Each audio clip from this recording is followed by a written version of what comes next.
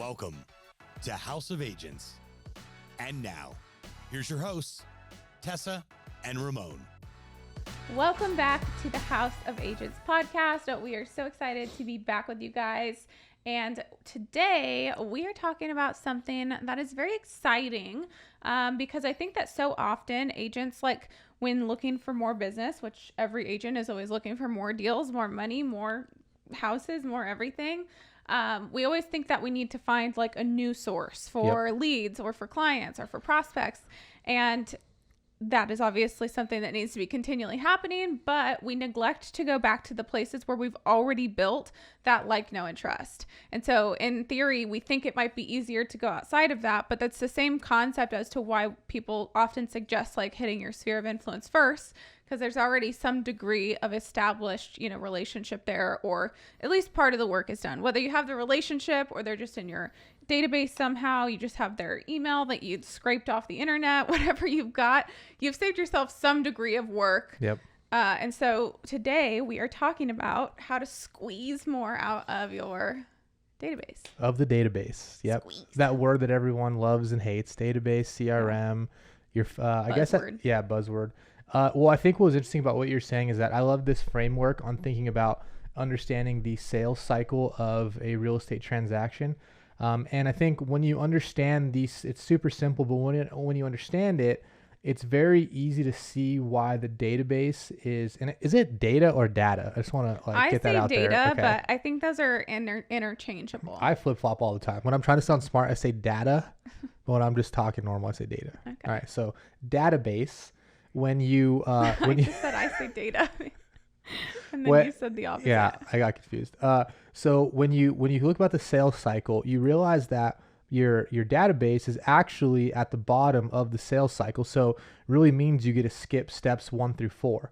So let me explain what those steps are. So number 1 is get contact info, right? So that's the first part of the sales cycle to selling somebody real estate is you got to get their contact info.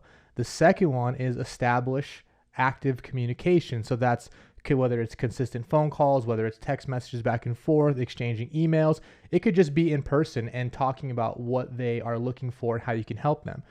The third one is set an appointment. So remember, get their contact info, get some type of active communication, and then set an appointment. Once you set an appointment, the next thing is to build trust, right? Be their agent, build rapport, meet them in person, get them to like you and say, yes, this is my real estate agent. I trust you. And then fifth, any guesses? They work with their new brother who just got into real estate. Yeah.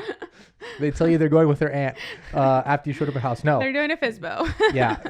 Yeah. They're going to try on their own first. No, you sell them a house or you sell their house, you sell them a deal or you sell their home for them. So those are the 5 of the sales cycle. And so for example, open houses, well, agents sometimes go, they're really hard to get. I'm like, yeah, because you got to go through steps 1, 2, 3, 4, and 5 to convert that lead. However, when you get, let's say, a Zillow merged call, that one's already coming in at, any guesses? Do you know which one that's coming in at? What phase? A Zillow warm transfer? Where is that coming in at? Set an appointment. Because you already have the contact info, the active communications established. Perfect. Now you're there to set the appointment, right? So you're a couple more steps down the sales cycle. And so the database, the reason why we thought this would be a great topic to talk about is because you are starting at number 4 in the sales cycle. Like the only other thing left to do is to then go to the sale, right? Because they already know you by first name. Chances are there's some degree of know, like, and trust. So there you go. You're at number 4. And the other side of this is that, so less steps involved in making a sale. But then the other side of this is that in a market right now where I believe the estimate for sales for 2023 is going to be between 4 and 4.3 million home sales, okay, for across the U.S. Now, every market's different, but this is a national statistic. In 2021, there were 6.1 million home sales across the U.S. So that means that that's a third reduction of business. So if you think about it, if you have 1/3 less incoming conversations, 1/3 less leads that you're working at any given time, and 1/3 less of closings, how do you replace that 1/3, right? Because if it's not floating out there anymore where you can just go grab it and find it, then you got to go dig it up from it's in your database. Yes. All right. I feel like we need a visual on those cycles you just explained there for people. It's on my YouTube page. Oh, there's a video. Okay. Well, we don't need to be directing traffic elsewhere. So today we want to talk a little bit about how you can extract a little bit more of that. So do you want to kick us off with your first strategy or way that you like to encourage people to do so? Yeah, on extracting, you want to talk about extracting leads, extract just conversation, like what's the goal of going through the database? Well, squeezing more out of your database. Well, I mean, you ever wet a rag and you squeeze it and then somebody else squeezes it that much more and more? Like there's always more water. I want you to think about your database like that. Like there's almost no way to fully exhaust it the way you think. I mean, for you to really annoy somebody, you have to be in their face every single day, and I highly doubt anyone's doing that. So first things first is you want to establish some type of consistent, I'm going to start with the basics, some type of consistent email communication, okay? So we're going to start from like kind of not necessarily generic, but more broad, and then get into more specifics. But first things first, I always tell our agents a monthly email from you is crucial, in my opinion. Now, in this monthly email, I want you to think about this. How many generic emails do you get on any given morning? I know I spend at least the first 5 minutes of my day swiping and archiving the That's 100. actually what he does all the time. Whenever we're like in a conversation, whenever he's driving, whenever we're doing anything, you look over, he's swiping, not on anything other than his email. So yes, very frequently in the email. Yeah, well, I love my email. I have to clean it out. A lot of BS goes in there, but you think about it, sometimes I don't even read emails that are actually typed out to me, much less generic ones. So you got to put yourself in your clients or your someone in your sphere. Put yourself in their shoes.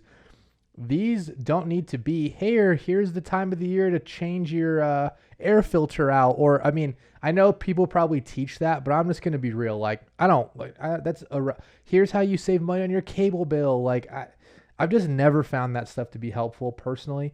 What I like to do is give updates about the city, things that I've tried, experiences I've had, and honestly give updates about me, because I'm the person that like they buy, right? Yeah, they buy the house. The house ain't going to change. Who they buy it with does.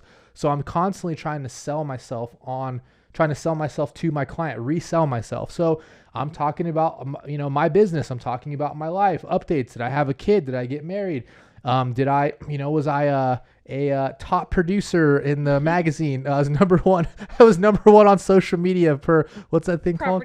Property Shark. Hey, instead of posting on Instagram, tell your clients about it. Do both. I think do both. Good suggestion. One way to so make it super personal, but about you though, and make sure it's something they can connect with and resonate with. Tell a story, but just stay away from the here's the best type of glass cleaner to use on your exterior windows. Like, I will say, I think some of that stuff can be beneficial, like some general maintenance stuff that applies. I'm going to disagree with you on that. But I think that we do stretch it a little bit. Like that last one of the best glass cleaner for your windows, things like that, do without. I think people, like, one of the best ways to generally run things through a filter is like, is this something I would want to read? Yeah. And it shouldn't be, I would want to read it only on the day that I happen to be cleaning my glass and need to think about which one to buy at the store. Like that's going to obviously be a day that I take it into consideration, a little bit different than any other. So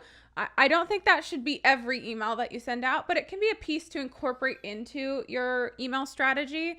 One of the best things that I've noticed with email marketing, which by the way, like I don't want to make every episode something where it mentions ChatGPT and AI and all this kind of stuff.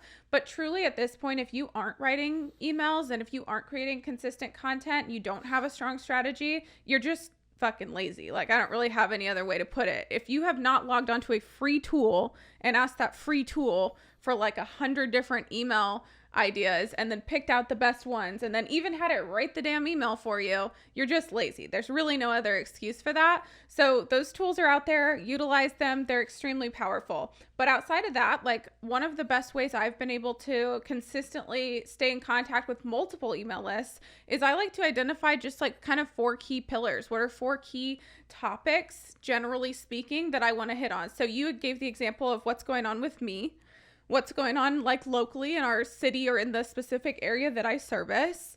Maybe one could be a bit more generic of kind of like market fluctuations, especially if that's something that interests you and you're constantly reading up on stuff going on in the economy. That could be a great topic. And then maybe one other that's a little more lighthearted or more generic, kind of homeowner stuff. It could be about how to increase the value of their property, how they can monitor the value of their property. Try to think from the perspective of somebody who owns a home. What kind of goals do they have?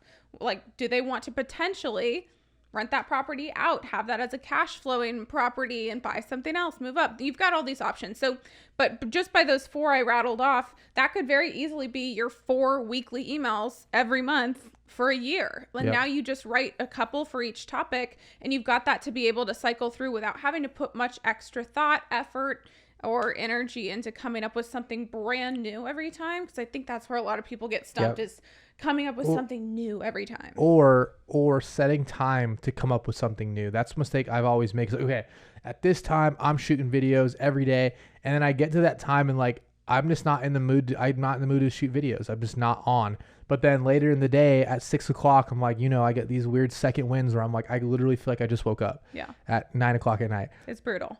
I'm like, I wind down at 8 p.m. I'm like ready to fall asleep. I'm already kind of asleep. And he gets this crazy burst of energy, wants to pitch me every idea. He like rolls out his whiteboard and is drawing examples of stuff. It's just a whole different experience. That like second wind is wild. It is great. But just know too, like when you're writing these emails or you're writing this copy, just do it when it's hot too. Like you don't have to obviously post it every single time it comes to your mind. Like you don't want to just send an email a day for 5 days and nothing for 5 months. Yeah. Spread it out. But like when you're feeling it, do what you were talking about and type it out, tell the story, like have it ready. But when it's hot on your mind, then do it. Don't set time aside to say, okay, I'm going to get creative now. Set time aside to actually send the email, but have backlogged things and ideas that you've come up with when they were hot on your mind. That's a great tip. And that applies for social media too. I think we may have even mentioned this before, but I just have constantly a running list on the notes section in my phone,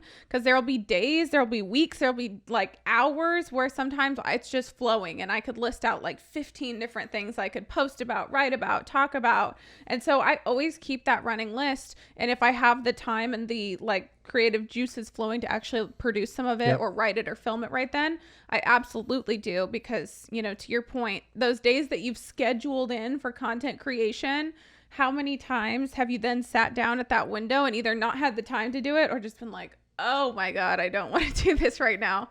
All of a sudden that laundry you need to fold looks really good. Like maybe I'll do the dishes instead. You're just trying to find anything else you can do to procrastinate that a bit. Correct. Well, I think that summarizes a good one on emails. Like, I think don't overthink that. Obviously, you can as you get better at the fundamentals, you can get more in depth on techniques and strategies. But I think the first step is like actually just doing what we said, even if it's very raw and uncut. Like do that first, and then you'll get better at it. But first step is just do what we said. Just do what we said. Yeah. All right. I've got number 2 for us. This one I think is so important and so often overlooked because you don't necessarily see like an immediate ROI from it, but it's really one of those long-term things. I know that you and I have both experienced this and the results of that, but it's just truly being super consistent with posting in general and not thinking too much about, I have to like have these very structured pieces of content. But literally, I mean, I post sometimes a random meme on Facebook or, I'll post like a cool quote I found or. Yeah, I want to right there. I love what you said about social media and something that I forgot. I'm just going to say it because it ties in right away. It's super easy. But go into your database and anyone who is a contact in there, just take the second, take a day, take an hour and go through and find them on social media and add them to all of your things. A lot of people even put like client Facebook groups together and like friends. I don't even need to do all that, but at minimum, so everything that Tessa's about to continue saying actually applies and your database sees it. Go add them on social media, find their LinkedIn, find their Facebook, especially the ones obviously Instagram. That you're active on. And then like make it a point over even just the first couple of days that since you've added them to actually engage with their content too. Cause not to get algorithmic on you guys, but in general, on most social media platforms, it's going to kind of naturally show your content more frequently to people that you're engaging with, Yep. or at least be more likely to. So if you're adding your clients, like Ramon just suggested, go and engage with some of their stuff. Also make it a point. That right there could be a perfect way to reach out to someone and say, oh my gosh, I can't believe we weren't friends on Facebook. Just saw that you got married last month. Congratulations. Like right there, that may have just opened up 5 more conversations that you otherwise would not have had. And one other thing you can do on that is if you have shitty notes in your CRM, which we all at some point do, like where we have someone in there and you're like, sold them a house 4 years ago. That's about what I remember. Here's the address. That happens, right? But when you go to someone's social media, if I find your Facebook, like I now know when their birthday is, I know when their anniversary is, I can see that their dog was missing, but they found it, but the dog's name was Teddy. Like, I know all these things now because I'm creeping on your Facebook page. Yeah. Put that stuff in your database and use that when you're calling and checking up.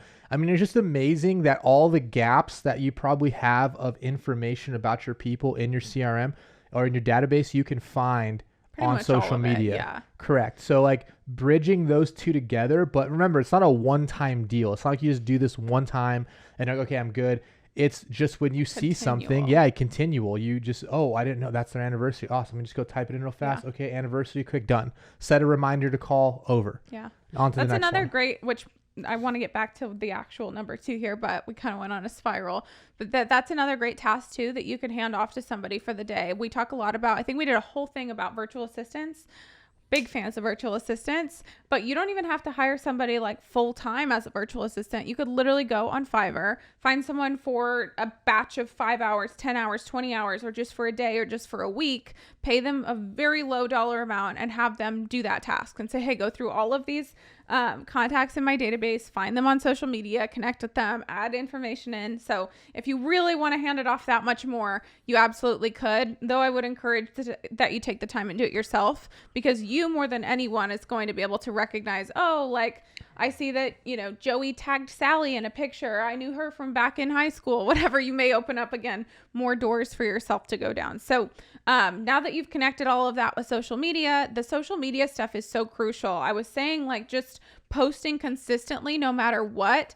We are both follow something that is called like building your machine. And essentially it's very similar concept of going through and you build this momentum or this machine of people or this army of people who will kind of support and engage with and boost whatever it is that you share if you just share consistently. And of course, if you're doing it back to them, you make it a point to, just be present on social media, I think can be a really powerful tool to continue to get more and more reach, more and more engagement, and ultimately get so many more opportunities to convert somebody into a prospect, a buyer, or at least just give you more opportunities to have a valuable conversation with them. Because we all know when, you sit down to make your dials and you're kind of reaching, you're like, so how's the house treating you? Like, yep. You're stretching to try and make conversation. That's a great time to spend a little bit of time on social media, even if you do so prior to your dials for that day, is actually spend a little bit of time digging through some of their recent stuff so that when you're calling or reaching out or texting, you actually have something of value to talk about rather than just like this very empty conversation. I know for myself personally, if I've had 1 to 2 of those empty conversations that felt really forced, I'm probably going to be dodging your calls from that point forward. But if you called me and the conversation was around, our trip we just took to Portugal, and you're like, oh, I saw you were in Ibiza in Portugal. I was just there. Here's this restaurant. Did you go to this? And, you're kind of just shooting the shit a little bit more and have some context. It definitely makes that whole process so much more organic, so much more natural, and you can actually progress the relationship rather than just going through the motions. I love that. On the heels of social media, I think, does that cover number 2 all the way? That covers I think that covers it perfect. And what you said about making those phone calls, I think that's really what my number 3 would be. I'm not a big texter personally. I'm not like I used to be very much in tune with the whole text everybody all the time. To me, it's almost not even a strategy unless it's like just one off. Thinking about you, have something of value to send. Outside of that, I'm big on the email, the social media, and phone calls. On the phone calls now, I think we all need to make phone calls to our database, but a lot of times, you said it just now, like if I don't have a lot of information or I'm kind of struggling, I'm reaching for conversation, what do I say? And to me, there's nothing more annoying than somebody calling that's not getting to the point. Yeah. I'm like, okay, I know we went. What do you want out I of know this? we Yeah. went, Adam. I know we went to third grade together, but I have a hard time believing you just called me today to check up how I was doing. Yeah. You know, so like I'm a big fan of get to the point and tell them the reason I'm calling. Yeah. So again, if you have all the right information, you know, ask questions, make small talk, make them feel good like you know them, which you do, you should. But if you don't, like use the info and, you know, fill in the gaps there. But either way, I'm a big fan of just getting to the conversation. Like if I call some of my close friends, my closest friends, and even clients I could consider really close, if I called them, we could talk for 30 minutes and real estate may or may not come up, doesn't matter. But for 90% of your conversations, just say, hey, the reason I was calling, I just wanted to know if you had any plans with real estate this year. If you had any plans to buy or sell home, or if you had any, you know, what your real estate plans were for the remainder of the year. If you thought about making a move in the real estate world, I would ask that question directly. The reason so get to it. Oh, how you doing? Good, good. Hey, reason I was calling was because I just wanted to check up on you and see if you're doing anything and they're planning on doing anything in the real estate world for the rest of the year. Because what do I want to do? I want them to know that I'm an agent and I'm calling to see if you have any plans on doing business. I don't want to leave an empty conversation or not get to the point or them being like, that was weird. Why'd that person call me? Yeah. You know why I'm calling. And again, some people might say no, others might say yes, and you might talk about it. But regardless, that's what you have the database for. It's not just to make friends, it's to do deals. So I'm kind of a more upfront person when it comes to that. And then if they ever do respond to me or reach out, they know that I am trying to do business. So I know that you know that we know that yeah. we're doing business. Yeah, like it's funny because people are like, oh, I don't want to be the to real estate with people. I'm like, well, why? Because if they ever call you or talk to you about anything, you know, if they bring up real estate, they're probably serious because you take it really serious. So that's just how I've always been. But those phone calls, I like to do this on a quarterly basis. Yeah. I'm not a monthly guy or a weekly guy. I am a quarterly basis. Your top people is my last segment, so I'll save that. Like there's, you know, you have your 90%, then you have your 10%. The 90% I put on a quarterly phone call, at least once a quarter, and I call and check up on them, along with the other like stuff like market reports and lists. If you know, if someone wants to know what their home's worth, put them on the listing report. They want to buy a house, put them on the alerts. Like those things are a given, but at minimum to have those connections, I go quarterly call to the people in my database. Yeah. I agree with that. I would say I was always a big fan of texting, not in lieu of a phone call. I think that's a big misconception. Is like an agent thinks, oh, well, it seems a lot safer for me to hide behind a text message, and so I'm not going to call, but I did send them a text. I don't believe in that, but I do think about like convenience factor. I don't always have the time. Well, I guess I don't want to allocate my time to just talking to someone on the phone. I guess it's similar to what you said. Unless you like have a reason to be calling me, I don't want to just chat. And part of that is because I'm really busy, and I always like to assume, you know, that other people have other uses of their time. So I want to be respectful of that. And so I think that the texting piece can definitely be a powerful tool, especially if it's someone that you maybe haven't spoke with in a little while, and you can kind of drop just this little one-line text that oftentimes gets seen. So in the similar way to an email where there's power in them just seeing your name and the subject line without even opening it, there's just power in that frequency of seeing your name. I believe similar, you know, with text messages that's going to pop up. But then you do also have like, I believe, I don't know, I don't have a statistic to drop, but I do believe that the like open and response rate of a text message is significantly higher than anything else. It's like 98% on open rate. Yeah. No, it's definitely, it's just preference, right? But I think you're right. I did like the part you said about seeing your name pop up in like what is exactly like, what's going on that, you know, next time they're on Facebook or something, like your name, like it just kind of resonates. I like that. Yeah. Cause that's really, I mean, with all of this, every single method that we're talking about, it's that compound of seeing your name more frequently, thinking about you more often, because if you've done a good job of branding yourself and making yourself known to your audience that I'm the guy or girl in real estate, then it's really going to be a matter of like staying more relevant more often and popping into people's minds more often. Because if they see your name pop up, your phone, you're calling them, you texted them, you sent an email over the course of, a quarter. Correct. They're now thinking, oh, I've been meaning to reach out. I did kind of think about this property or whatever. Yeah, I think I'm not a text message person first. I'm a call then text if I don't get a response, like if I don't get a call back or something. But yeah, I just always am under the impression that you don't need the most clients, you just need the most loyal ones. So I think like, I guess my thought of a database is like super tight knit, where I probably have had some like real life interaction with a lot of people. I think those are the ones I feel more comfortable calling. But then I guess you're right. There's like those one removed where it's like, I was a big lead generator. So I just had all kinds of people in there. I was more of a relationship guy. Yeah. If you want to become a better agent, there's only one place to do it, and that is BAMX. Everyone tells you what to do, but BAMX shows you how to do it. Whether it's creating the perfect green screen video, overcoming objections, or creating scroll-stopping captions, BAMX has it. Click the link below and use the code HOA for 10% off your yearly subscription at checkout. So at the end of the day, everyone has a different approach for like who's in their database, how frequently they're talking to them. But I think that what we're talking about here in these strategies is pretty universal, whether you have your database currently full of just like people you have a personal relationship with, or people that, have come from online lead gen, which we know those can be quite the wild bunch of random people. Regardless, deepening those relationships, being in front of them more often, finding more ways to provide value. And I know that term is used so often, it's kind of like a loose term at this point, but those really are key pieces of squeezing more out of the contacts that you've already collected. So I have one last one that I think is really, really valuable. But before I do you have anything last you want to add on the texting, calling, heading up your database in that sense? No, I would say, I said no when I started talking. Classic. Yes, I do have a couple things. One is just like whatever you're comfortable with ultimately, right? Like do that, but just do it at a high frequency. Like, hey, if texting is where you get like tons of traffic and that's awesome. Well, but also don't use that as an excuse. Don't use that excuse. However, I think, again, what I just see the biggest problem is that there's just lack of execution, like execute on something. But at the end of the day, it's a relationship business. So me personally, I like to make it as personable as possible. And I try to get on the phone as much as I can with people. Now, if I can see them in person, even better.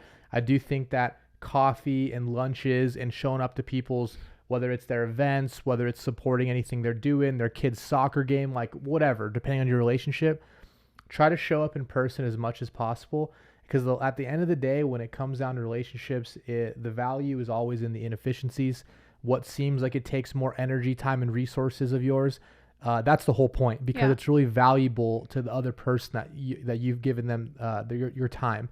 And so just think about that when working the database. I try to go less mass, generalized, spam-ish, and try to go more. Yeah, it takes me more time and effort, but that's where those connections are made. And ultimately, in my opinion, that's where the referrals are at. Well, I think with that, before we get into our final one here, is like also probably one of the bigger skill sets that you can develop and put into practice is like how to properly categorize people, because there's definitely people in your database right now and in your network, in your sphere, that it makes sense with to go to coffee with and schedule a lunch date with and like go support their events and all this kind of stuff.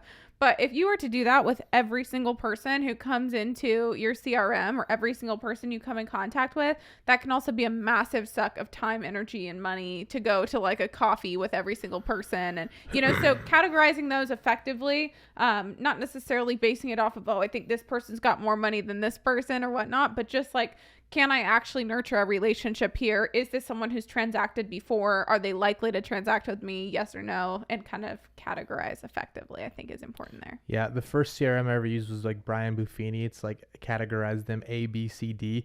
But honestly, it really works. I mean, truly, whatever label you want to give them, I think it's important. You even kind of said it earlier, you've got your top 10% people.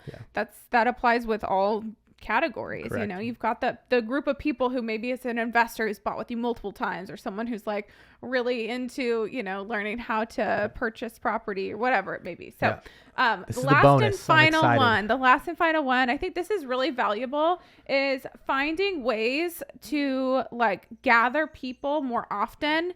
Wow. And I almost said more often, more frequently. So both of those, more frequently. It's been a long day. But also in a way that doesn't make it so obvious that it's you gathering them. So let me give an example, because that may not have made sense. Obviously, if we can get people on a webinar that's like first time home buyer or something, that's great.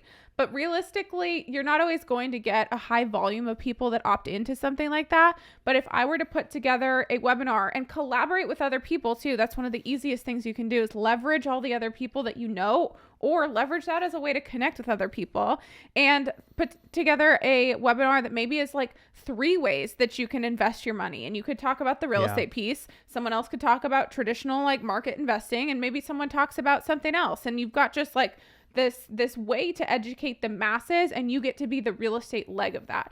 The other could be, you know, maybe it's something that you put together in person or virtually, and you're talking about credit and how credit, the cost of how much more expensive it can be on a personal loan, on credit cards, on auto loans, on mortgages and things like that. If you don't have good credit, partner with somebody who's an expert in that, educate, and just create something where you're like finding more opportunities to get in front of people, add value, to like do something that's educational or entertaining, and you just get to represent sort of the real estate side of that. That can be a really fun, sustainable way to also get in front of the masses more often. It's a great opportunity now, if I was putting something like that together, to reach out to everyone in my database, say, hey, I'm putting this together, thought it might interest you, would love for you to join. Here's a link. You can actually send it out to anyone else if you want to, but also to market and get new people in. So I think that's a really powerful one. It's also reasons to call too, right? Like having another, I know you said that, but I just want to make sure that was everyone heard that, is like doing those events. If you did one, you know, semi-annual, right, or even quarterly, there's your one call that's not awkward, with a clear value proposition on something that you can offer them, and an easy way to catch up and not be like, are you looking to buy or sell a house? So I like that a lot. And at the end of the day, like people, I think it's super valuable that people view you. Like one of the most powerful things you can be is a connector.